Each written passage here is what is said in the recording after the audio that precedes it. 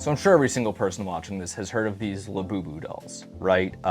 Crazy that I'm talking about this right now. I feel like an old man being like, I'm sure we've heard about the Labubu craze like a month after it's actually big. But I think it's interesting. I actually think these dolls are some of the most honest work I've seen in a while, not because of the dolls themselves. I really have no opinions about the look and feel of the Labubus, but of the fact that these are pieces of collectibles, pieces of a collection made by an artist. Sing Lung is his name. I am probably mispronouncing it. He has a great amount of visual artwork, which is actually, I find to be pretty cool. I think it's kind of like almost like a Takashi Murakami meets kind of, I don't know who does Cause, but it meets a little bit of Cause with the sort of the nature of it. I also, and people will crucify me probably for saying this, but I'll always be honest, I feel like I see almost a little Basquiat in his composition and his color choice, his usage of color. Not that, I mean, not in subject matter. That should go without saying, but he's an artist. He's a real legitimate artist. These Labubus are just his biggest project yet, right? And this Labubu doll is seen in many of his works. This little monster character. I don't know if they have names. I don't know what I should be referring to them as, but I'll just be referring to them as the little monsters because, oh wait, no, that's Lady Gaga's thing. The guys, the Labubus, right? They're a motif. I don't know what they mean. I don't know what they are, but they're a motif in his work that he uses a lot, sort of a little character of his. And I think it's interesting because this points to something that has been a trend happening for a while, where visual artists are able to use visual artists also, I guess, mixed medium of like sculpting and stuff too, are able to use commerce and collectible as a medium to get their work out there.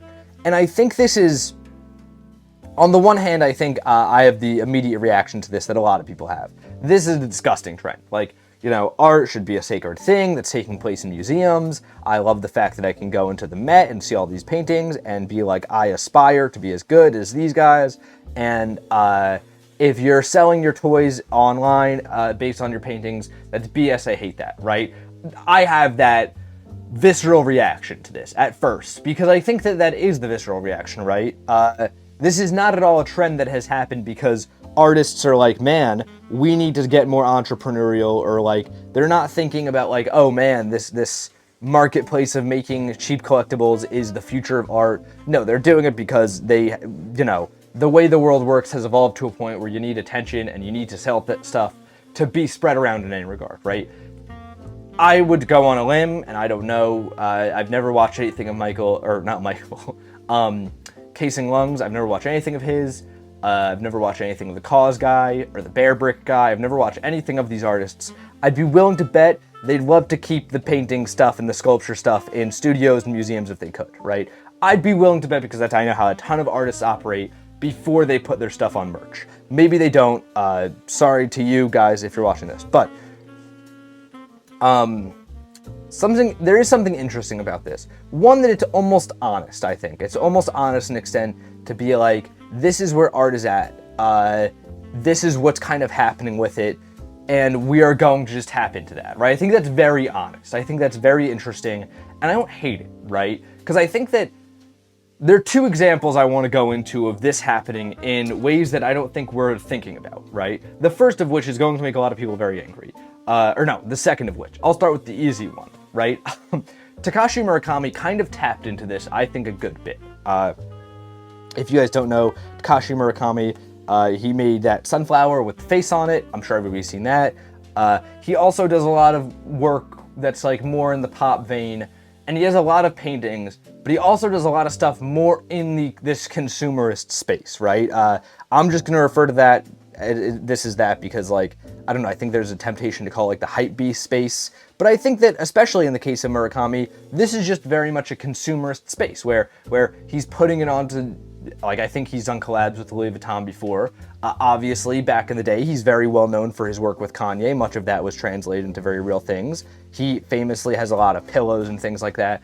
But back then, that work almost was more of existed alongside all of his genuine not genuine, because the other stuff's genuine too. All of his more traditional, rather, physical, just art that he's made, right? And I think that his career has moved as such, right? Where he's able to get that recognition, he's able to get all these accolades and stuff. And I think actually there's a case to be made that because of this, he is probably amongst the best known living visual artists, right? He's probably amongst the best living painters, best known living painters, right?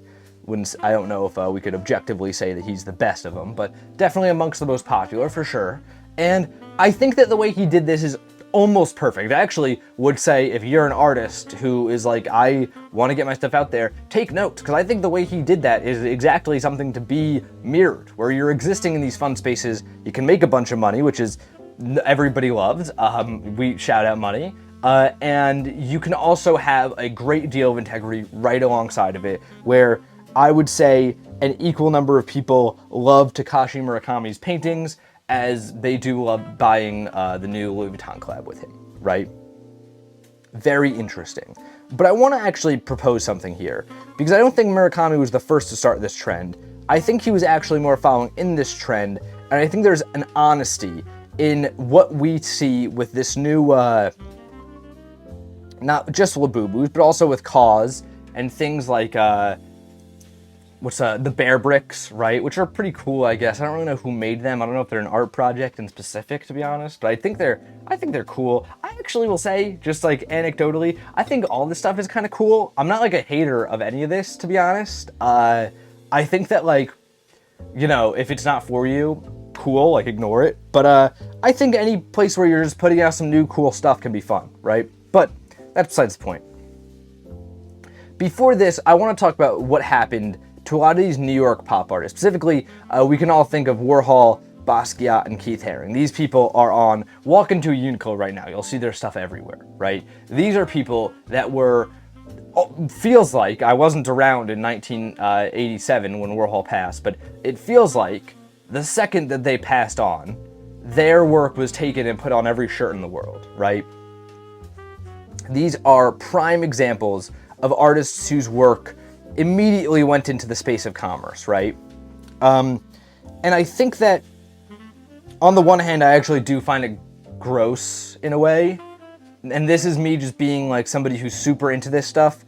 I can't help but be like, come on, like, why are we putting this Basquiat painting about, you know, police brutality onto a shirt from Uniqlo and selling it for $20? Like, there's something about that feels deeply strange and weird, and as somebody who came to see all this stuff before it being put on all these shirts, right? Like, I, as a kid, got into Warhol and Basquiat and Haring before I ever walked into a Uniqlo, right? So as with that, like, I do have a part of me that, like, sees that and it's gross. Whereas I think some of my friends who have reference points maybe that are more in line with seeing it in a Uniqlo first are like, this is really cool, right? I think that we can view this within this larger context of going from, you know, this to Murakami to the new, just like, artists are making toys and getting publicity off that. I think we can view it almost as the start of it, right? There's an angle which you could bring like NFTs into this and like Beeple and stuff too. I just don't want to do that because will it make my analysis of this is that I'm making up on the spot less accurate? Yeah, it will, but do I want to talk about Beeple right now? No, I don't. You couldn't pay me. So no, but either way, let's continue on this path, right?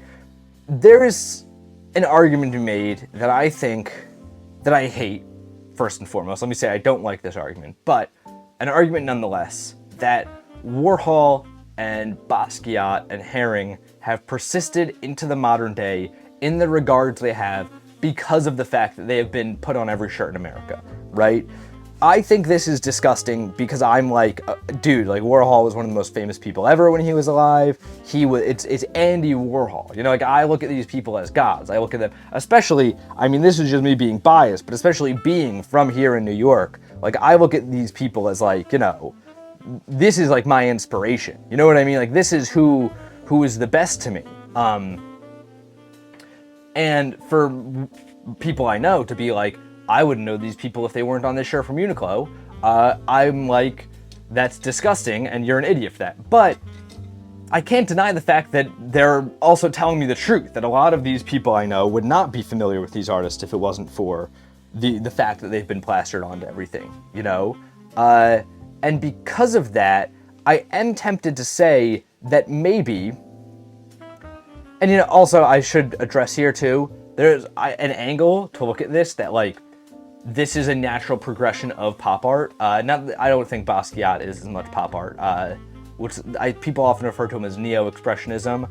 I do think it's also fair to, you know, I think place him in the graffiti category is also a safe thing to do, just because he did a lot of it, you know, and I think his work almost exists playing within that high and low there. But that aside, I think there's an argument made this is a fairly natural progression of pop art. You know, this is highly marketable, flashy, big art. You know, even though Basquiat's not under that umbrella, he definitely exists in the same scenes. You know, he ran in a lot of the same circles as the Warhols and the Herrings, right? So it makes sense to me that you could be like, this is a natural product. That Andy Warhol's famous for saying, and we don't know if it's a joke or not, that he'll paint whatever he can sell, right? So there's a way in which we could almost view this evolution going from the 1980s into the modern day, where it's not a hot take for people to go, the visual arts are dead, and all that now exists are these consumer versions of them. That's a very common take that I hear. It's not a hot take, I don't think, to say that, like, pop art was almost just Warhol and them being like, we see what's coming, and not that we're going to capitalize on it, because I don't think they, obviously, I don't think, I don't know if the states these people are exactly can be cued in with their larger body of work, but I do think almost you could be like, with this style, they saw ahead a little bit with the way things were going. Especially because you see Warhol's work become more like this as you get into the 80s, and I think once you get into the 80s, when you start seeing a lot of people are predicting the modern day that we exist in now, right? This context of hyper-consumer culture, all these things. So I think it's interesting, there's almost an honesty, I think, in these new ways of going, of being like, I see that how consumerism has come to define everything that was once considered to be the visual arts. And I think that rather than denying that fact and trying to remain with my integrity 100%, I am just going to lean into that 100% and make my art into something to be fully consumed as a mass market thing. Obviously, Labubus are like just everywhere now. Like, it's the biggest thing on earth. It's probably going to be outdated by the time you see this already, because it's been 24 hours, so the trend's over, duh. So, you know, that's obviously a unique case. But I can't help but see this and be like, there's sort of an honesty in the fact that you're taking something that has been happening for a while, right? If we want to go off if we want to take this in the lens of pop art, we can say that it started in the 80s. If we want to, obviously just speed that up a little bit and be like, it comes when pop art is started to become this giant consumerist project, then you could say maybe the early to mid 2000s is when this really starts taking hold. I think there's something transparent about being like, I'm gonna just do it all the way. And maybe I want to suggest, not that I think this, but that I think it's, I don't know, maybe I think this. I don't disagree with it inherently, I just don't love the way it sounds, maybe. I think there's an angle that you could defend that the action of that, of selling out, of, you know, obviously what most of us perceive as selling out, rather, is maybe the most daring thing of all artistically, you know? Because it exists as a commentary of everything that came in the last 20 years, if you view it from that lens. Unfortunately, the tough part about that is that lens gets shattered and foggied after the millionth Labubu is purchased, and these are just a trend that's being consumed. Most people don't even know Casing Lung's name, so there's that too. But I think consumerism as art's an interesting space to discuss. I think it's an interesting question, and I think there is, perhaps unfortunately, even an argument that it is the future. So all you artists out there, take your stuff, put it on some shirts, start selling it. Yeah, and that's pretty much that. I will fully say I'm open to doing that with my own stuff, by the way, because I know this is totally the type of thing that will be taken a year from now if I were to ever sell paintings on shirts, and be like, and everybody be like, look, this guy's stupid, right? I'm open to it, by the way. I would never want to do something, I think, where it's like the route I would personally ever want to take if I were to do this, if I were to be a much better painter than I am now someday and have the opportunity to do this, I would definitely want to go more of a Murakami route. I would not want to do it in the way of just selling this mass market stuff, despite the fact that I think it's an interesting idea. But I'm totally open to shirts with paintings on them. Distributors hit me up. I think it's cool. I think it's cool to just wear a painting on a shirt because, like, you know, it's a graphic without being so annoying and graphic all the time.